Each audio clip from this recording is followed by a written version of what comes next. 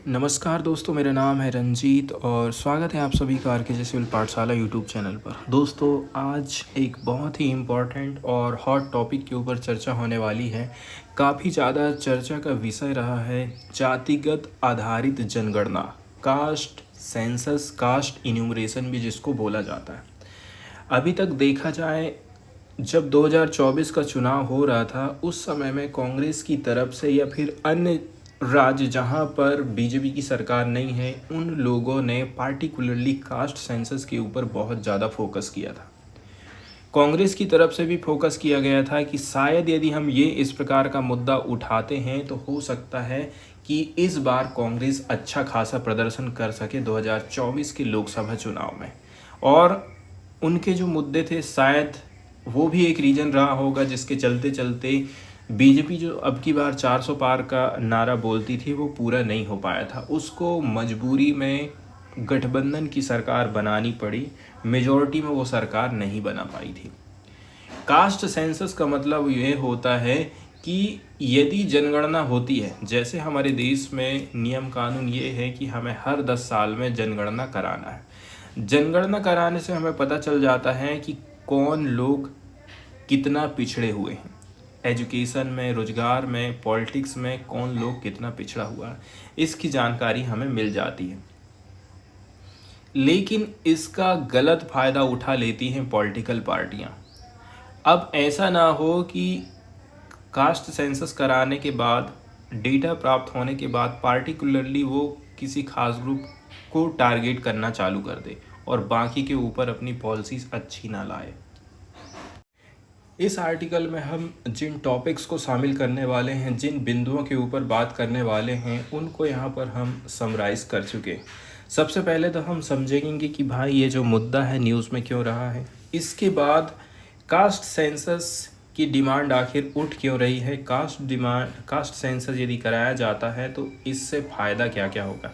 इसके अलावा constitutional provision क्या क्या है हमारे देश में जनगणना कराने को लेकर के। मतलब जनगणना कराने का काम केंद्र सरकार करती है, तो पावर किसके पास है? सेंट्रल गवर्नमेंट के पास है। इसके बाद हम बात कर लेते हैं कि बहुत सारे राज्यों ने कास्ट सेंसस की डिमांड उठाई थी, तो कब से इन्होंने प्रोटेस्ट चालू किया, कब से इन्होंने मांग चालू कर दी है।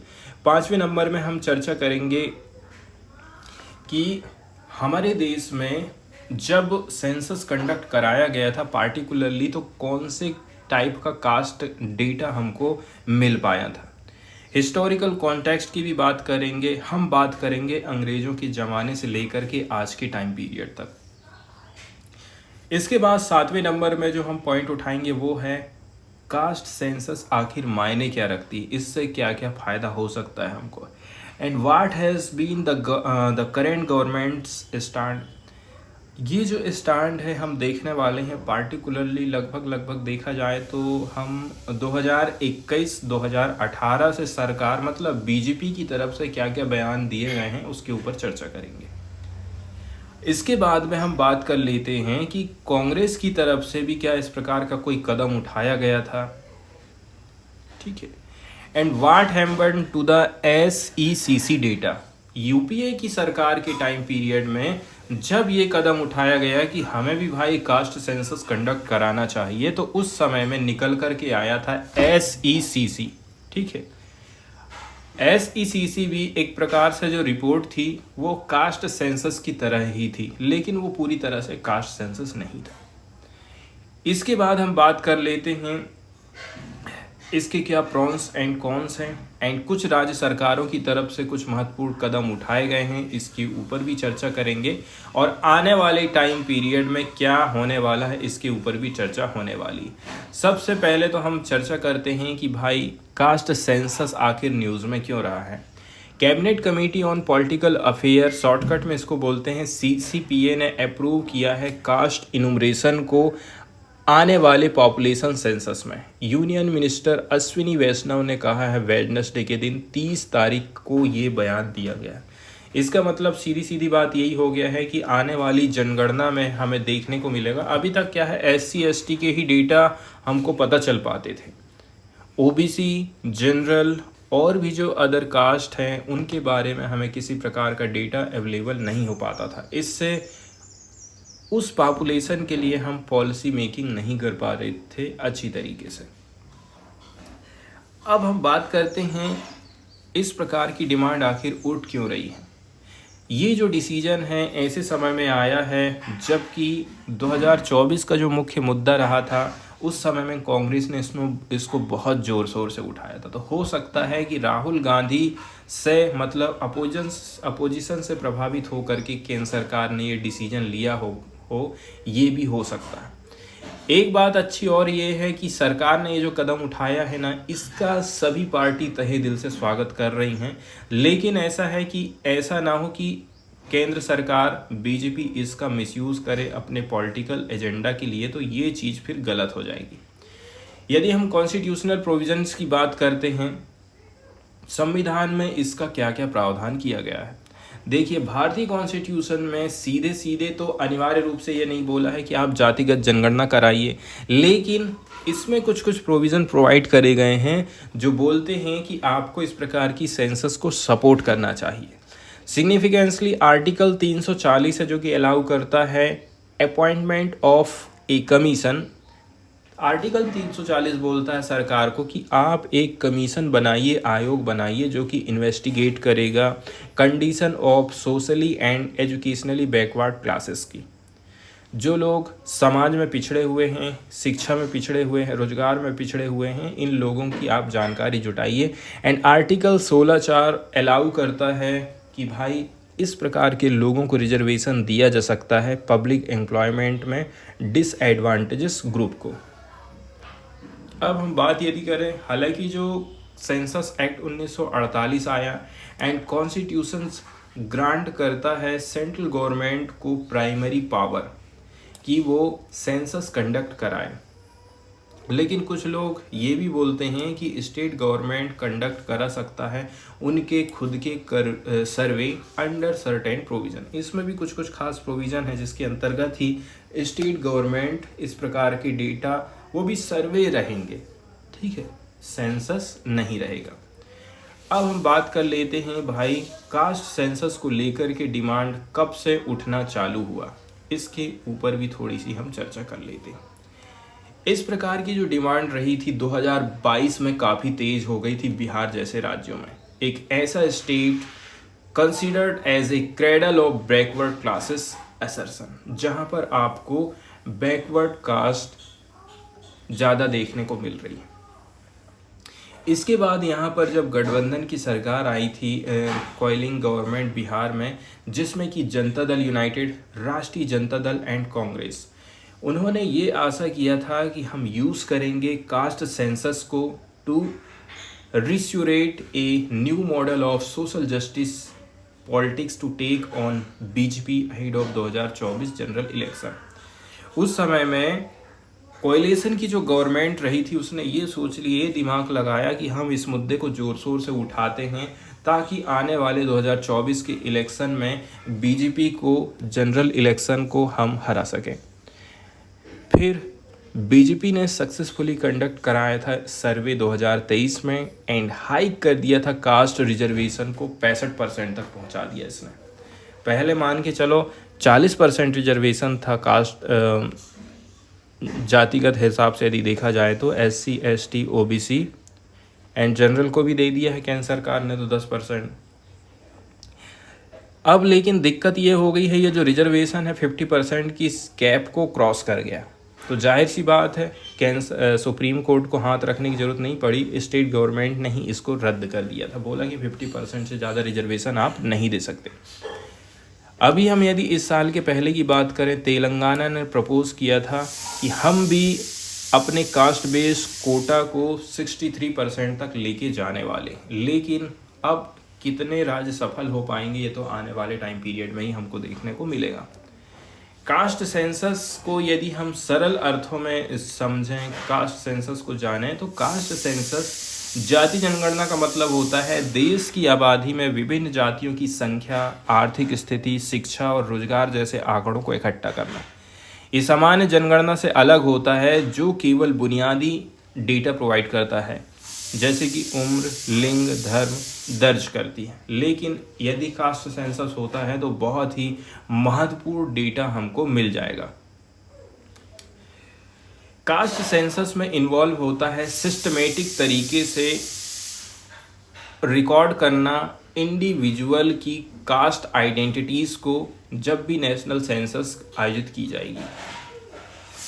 हालांकि ये इस चीज़ को यदि देखा जाए ना, ये चीज़ रेगुलरली की जाती थी ड्यूरिंग ब्रिटिश रूल 1881 से 1931 तक तो जातिगत जनगणना करी गई थी।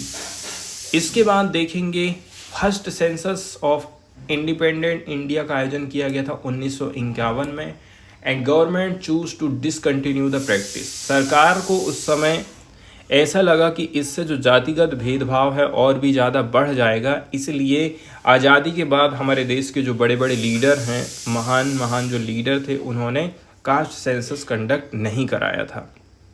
उन्होंने बोला कि खाली SC और ST को ही अभी आगे लेकर के ऊपर लेकर के आने की ज़रूरत है, इसलिए रिजर्वेशन का जो डेटा है उतने ज़्यादा मायने नहीं रखता है कास्ट सेंसस का।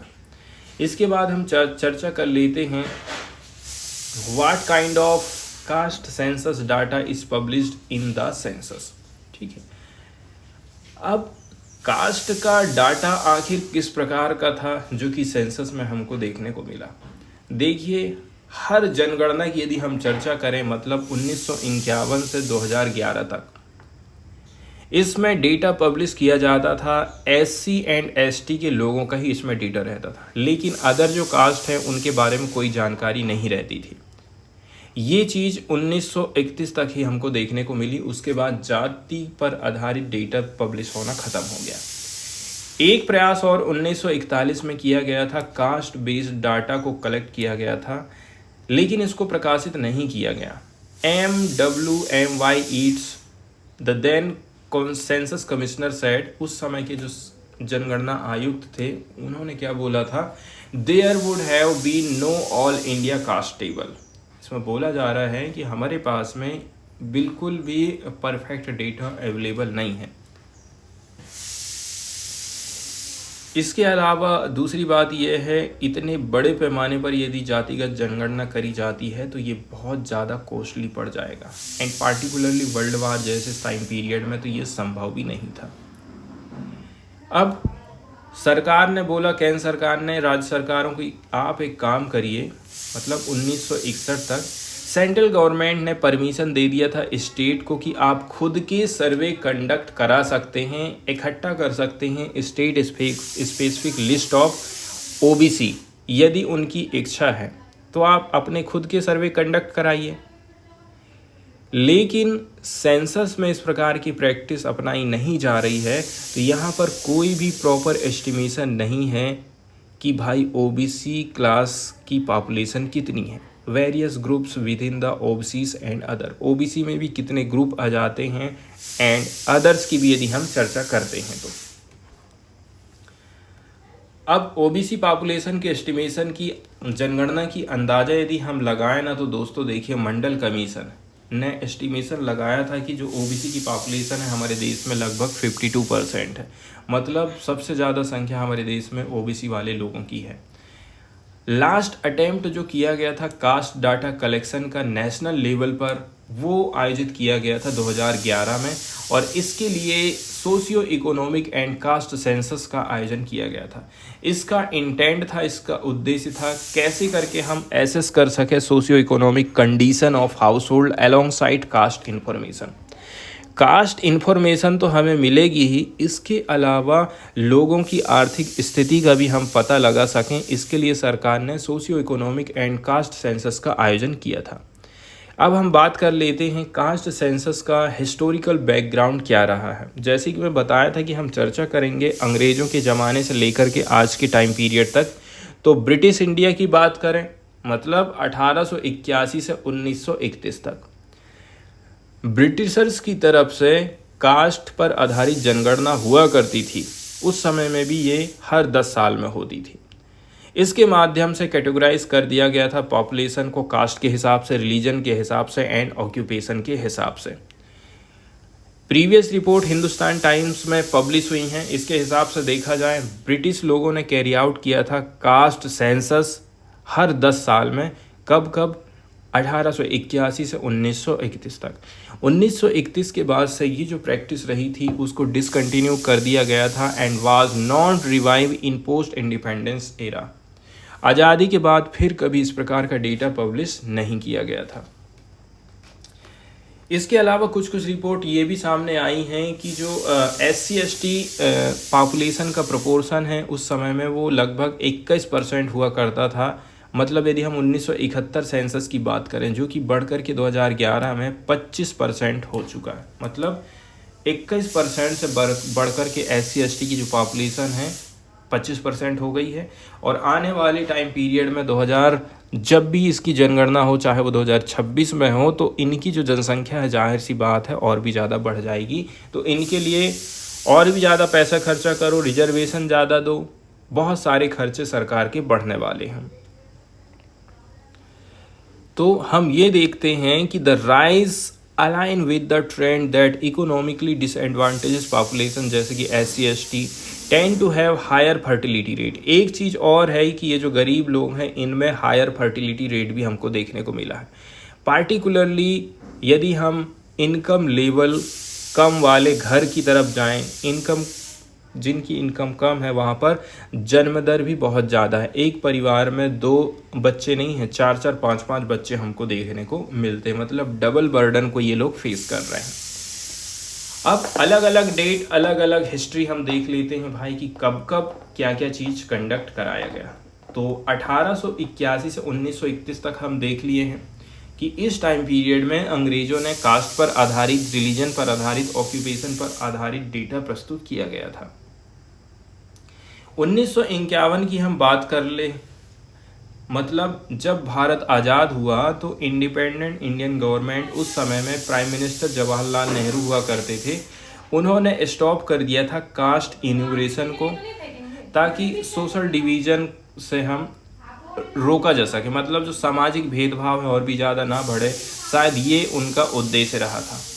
इसके बाद 1961 की डायरेक्टिव्स की यदि हम बात करें तो सेंट्रल गवर्नमेंट ने अलाउ किया था स्टेट को कि आप कंपाइल करिए OBC लिस्ट को, आप खुद के सर्वे कंडक्ट कराइए और खुद आप OBC में कितने कौन कौन सी जातियाँ आ रही हैं इसकी लिस्ट तैयार कर लीजिए। लेकिन नेशनल कास्ट सेंसस को कंडक्ट नहीं कराया गया था। इसके बाद आता है 1980 में मंडल कमीशन। इसने रिकमेंडेशन दिया था कि 27% का रिजर्वेशन OBC के लिए दिया जाना चाहिए। Broadcast data into sharp political focus, और यहाँ पर सबसे ज़्यादा फिर अफरा तफरी मच गई कि OBC वाले को क्या किया जाए, वोट बैंक हासिल किया जाए, OBC वाले को रिजर्वेशन दिया जाए। लेकिन हमारे पास में कास्ट फिगर अवेलेबल नहीं था, इसलिए इस चीज़ को इम्प्लीमेंट करना काफ़ी ज़्यादा डिफ़िकल्ट हो गया था एंड काफ़ी ज़्यादा विवादास्पद हो गया था। फिर 2011 में जैसे कि हम बताए कि SECC का डेटा पब्लिश किया जाता है, ये कांग्रेस के टाइम पीरियड में हमको देखने को मिला था। यहाँ पर भी कास्ट डेटा कलेक्ट किया गया।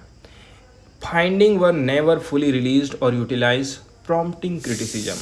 सरकार ने इसके डेटा को पूरी तरह से पब्लिश नहीं किया था और इसकी बहुत ज़्यादा आलोचना होती है। स्टेट लेवल पर देखा जाए बहुत सारे राज्यों ने इसमें अपने कदम आगे बढ़ाए हैं और उन्होंने भी प्रयास किया है कि हमें कास्ट सर्वे कंडक्ट कराना चाहिए। जैसे कि बिहार, तेलंगाना एंड कर्नाटका की बात करें तो इन्होंने खुद के कास्ट सर्वे कंडक्ट कराए हैं ताकि वेलफेयर स्कीम अच्छी ला सकें, रिजर्वेशन ला सकें जो लोग पिछड़े हुए हैं। बिहार का जो 2023 का सर्वे रहा था जिसमें पता चला है कि OBC and extremely backward classes 63% से भी ज़्यादा पॉपुलेशन का हिस्सा है। इसका मतलब ये है सरकार अब OBC के ऊपर फोकस करेगी, बाकी के ऊपर ज़्यादा नहीं करेगी क्योंकि वोट इन्हीं से उनको मिलना है। अब हम नेक्स्ट पॉइंट के ऊपर चर्चा करते हैं कि ये जो कास्ट सेंसस है इतनी ज़्यादा हमारे लिए महत्वपूर्ण क्यों हो जाती है। कास्ट सेंसस से हमें डेटा तो मिल ही रहा है, इसके साथ ही साथ कास्ट सेंसस का deep social and political implication होता है। सोशल मतलब समाज में कौन कितना आगे पहुंच पाया है, किसको और ऊपर लेकर के जाने की ज़रूरत है। इसका पॉलिटिकल इम्प्लीकेशन भी बहुत बड़ा है, मतलब सरकार को इससे बहुत बड़ा फ़ायदा मिल सकता है यदि वो कास्ट सेंसस कराती है, पार्टिकुलरली वोट को लेकर के। राजनीतिक प्रभाव की यदि हम बात करें तो राजनीतिक दबाव, ओबीसी और अन्य पिछड़े समूहों की वास्तविक संख्या ज्ञात होने पर उनके लिए आरक्षण की मांग बढ़ जाएगी, अन्य योजनाओं की मांग बढ़ जाएगी। इसके अलावा चुनाव में कौन कौन से मुद्दे उठाना चाहिए। पॉलिटिकल पार्टी जातिगत आंकड़ों के आधार पर वोट बैंक को टारगेट करने की कोशिश करेंगी एंड संघर्ष का भी खतरा बढ़ जाएगा। कुछ ग्रुप्स डेटा के इस्तेमाल को लेकर के विवाद पैदा कर सकते हैं, जैसे किस जाति को कितना हिस्सा मिलेगा, इस प्रकार की भी कुछ कहना चाहिए विवाद बढ़ सकते हैं। कुछ एक्टिविस्ट लोग हैं जिनका कहना है यदि हमारे पास में कास्ट सेंसस रहेगा तो हम बेटर एक्शन पॉलिसीज ला सकते हैं, इम्प्रूव कर सकते हैं रिप्रेजेंटेशन को। जैसे कि दलित लोग का जो रिप्रेजेंटेशन है, जैसे एसटी की हम बात कर लें, एसटी का व्यक्ति कितनी बार प्राइम मिनिस्टर बना है, एसटी का व्यक्ति, एससी का व्यक्ति कितनी बार मुख्यमंत्री बना है, तो इनका जो रिप्रेजेंटेशन है ना बहुत कम है। इसलिए सरकार में इनकी भागीदारी को हम बढ़ा सकते हैं एंड जो इनइक्वालिटी बढ़ रही है इसको भी रोका जा सकता है। साथ ही साथ education, health care, nutrition and social protection भी प्रोवाइड किया जा सकता है यदि हमारे पास में caste, region, religion and economic status है तो। साथ ही साथ ये सारे जो इंटरसेक्शनल डिस्पैरिटीज़ हैं इनको हम दूर कर सकते हैं एंड डिज़ाइन कर सकते हैं पॉलिसीज़ को एंड प्रोग्राम को, ताकि सोशल जस्टिस को हम इंश्योर कर सकें। वहीं यदि हम बात कर लें करंट गवर्नमेंट का क्या स्टैंड रहा है, तो 2021 में क्या बयान दिया गया था।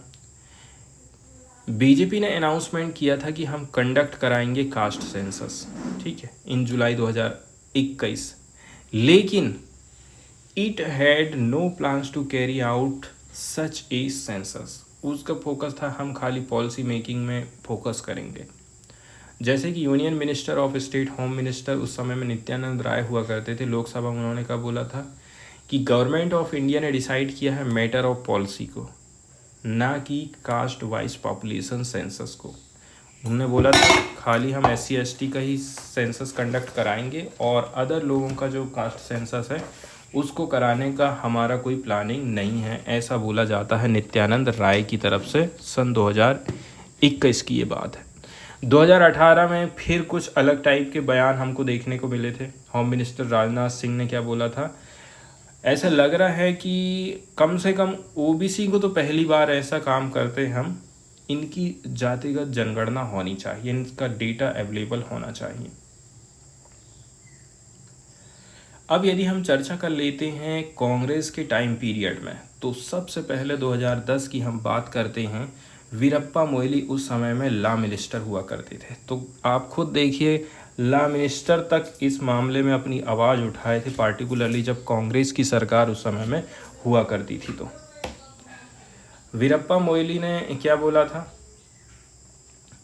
वीरप्पा मोइली ने बोला था उस समय में, वीरप्पा मोइली लॉ मिनिस्टर थे, तो प्रधानमंत्री को क्या बोला इन्होंने, प्राइम मिनिस्टर मनमोहन सिंह को बोला था कि हमें कलेक्ट करना चाहिए कास्ट या फिर कम्युनिटी डेटा को हमारे सेंसस 2011 में। लेकिन दिक्कत वाली बात यह हो गई थी कि कास्ट सेंसस कंडक्ट कराना इतना ज़्यादा आसान नहीं था, बहुत सारे जटिल मुद्दे इससे जुड़े हुए थे। कुछ क्वेश्चन ऐसे थे जिनका आंसर अभी तक हमको नहीं मिल पाया है। ये क्वेश्चन उठाए गए थे होम मिनिस्टर पी चिदम्बरम की तरफ से, जैसे कि there is a central list of OBC and state specific list of OBC. केंद्र सरकार के पास लिस्ट अलग है ओबीसी की और स्टेट गवर्नमेंट की लिस्ट अलग है। ये यहाँ दिमाग खराब करता है। इसका मतलब ये हो गया है कि स्टेट तो ओबीसी का रिजर्वेशन दे रहा है लेकिन केंद्र सरकार नहीं दे रही, केंद्र सरकार दे रही है तो स्टेट नहीं दे रहा है। इस प्रकार से मुद्दा उठ जाता है। एंड कुछ स्टेट ऐसे हैं जिनके पास में ओबीसी की लिस्ट नहीं है। Some state have a list of OBC and subset called most backward classes. And कुछ स्टेट के पास में यदि ओबीसी की लिस्ट भी है ना, तो उन्होंने उसका सबसेट तैयार कर दिया है, सब डिवीजन तैयार कर दिया, उसने बोल दिया उनको क्या, मोस्ट बैकवर्ड क्लासेस बोल दिया है। इस प्रकार के भी डेटा अवेलेबल है। अब रजिस्ट्रार जनरल की बात करें, इन्होंने भी पॉइंट आउट किया था कि यहाँ पर सर्टेन ओपन एंडेड कैटेगरीज होनी चाहिए in the list such as orphans and destitute children. Orphan और जो विस्थापित बच्चे हैं इनको भी शामिल करना बहुत ज़्यादा इम्पॉर्टेंट हो जाता है।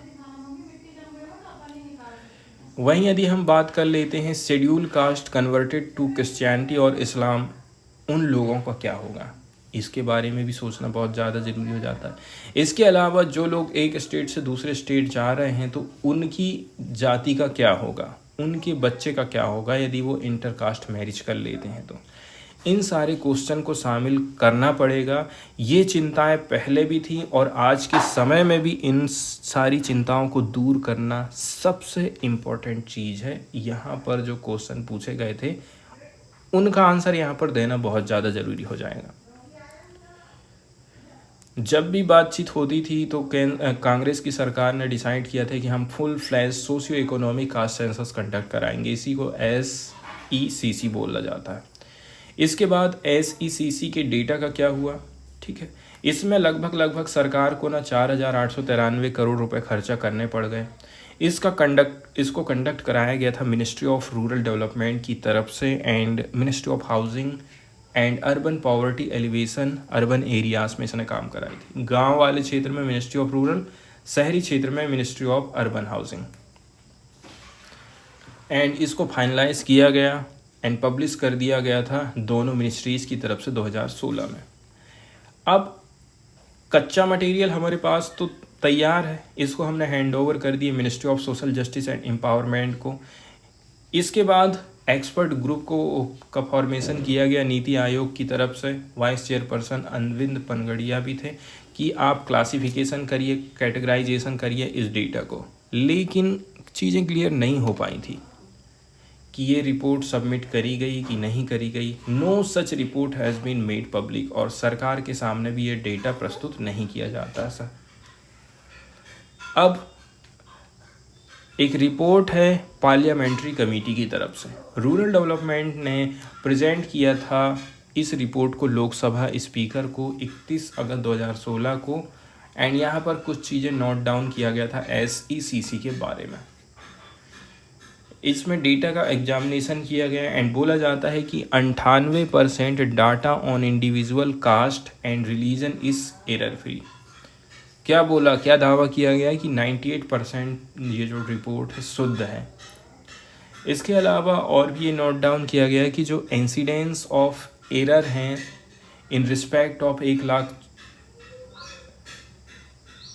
बहुत ही लंबा ये डेटा यहाँ पर प्रस्तुत किया जाता है। 1,34,77,030 इंडिविजुअल आउट हो गए हैं ऑफ टोटल SECC पॉपुलेशन से।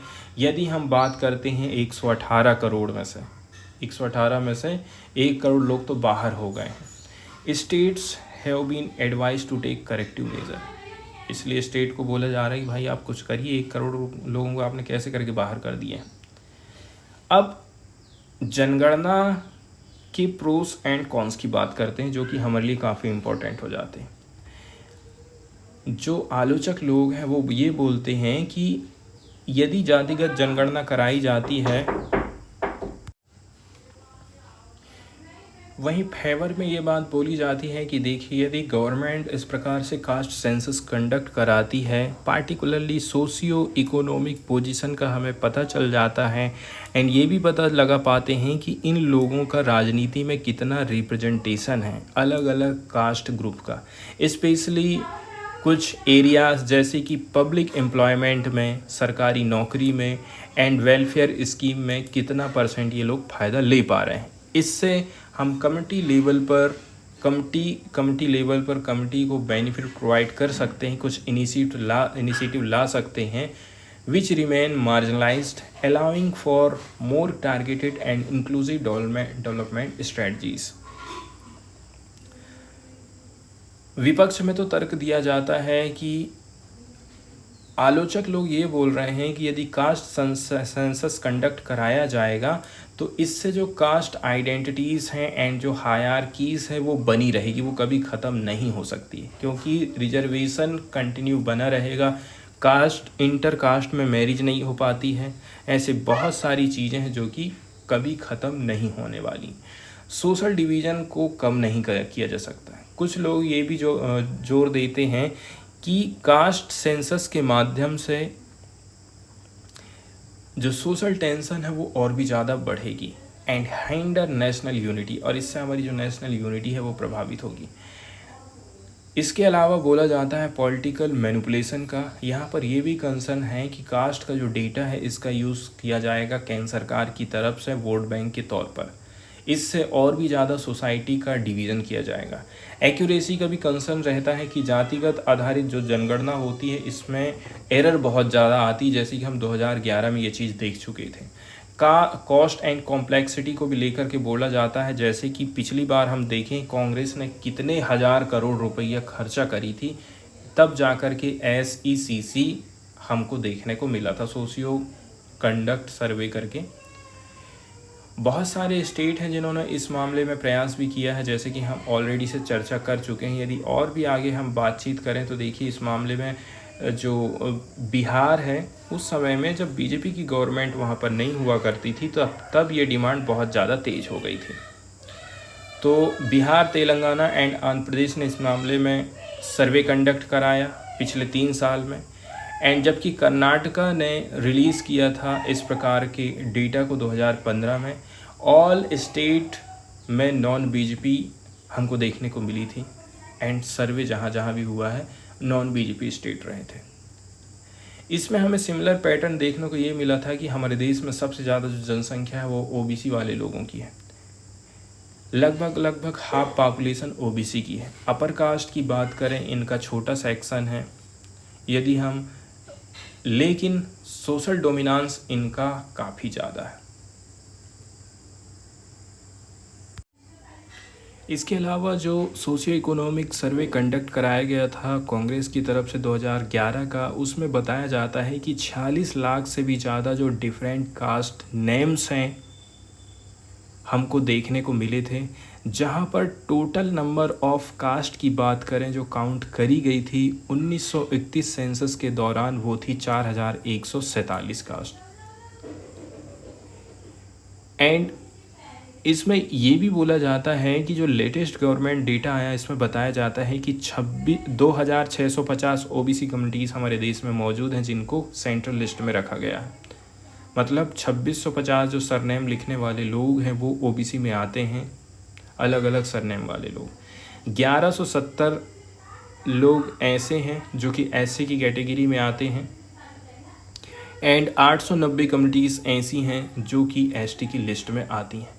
तो जो स्टेट गवर्नमेंट है वो मेंटेन करती है उनकी खुद की लिस्ट जो है OBC ग्रुप को। एंड फाइंडिंग से ये भी पता चला है ये जो सेंसस है will also become the basis of the next delimitation exercise for seat in Lok Sabha.